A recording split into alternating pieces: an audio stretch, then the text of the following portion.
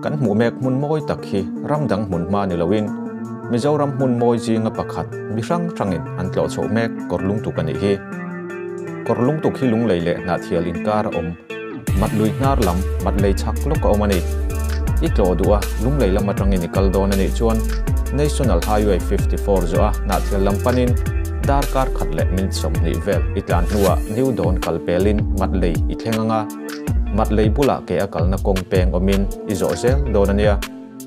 apan na kong mu mal taka tuai num anilo na in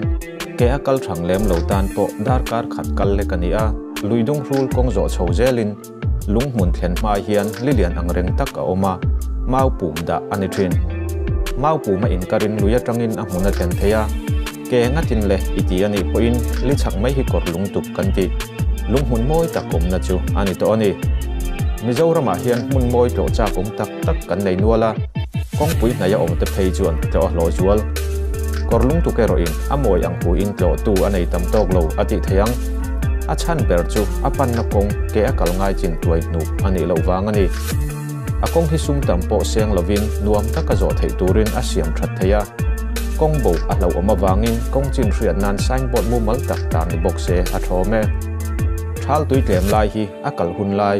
lungkhok rok lian pui pui moina alan na sat zual hun lai ani a tun lai hian thian howakal anin ti muwa zai po langa kalpo anom thin ani inti thoven idua Mizoram mun moi tak lo idu ani chuan KAWRLUNGTUK hi tlo ve ngei don ania ikalani chuan tui chen in ring sala afuang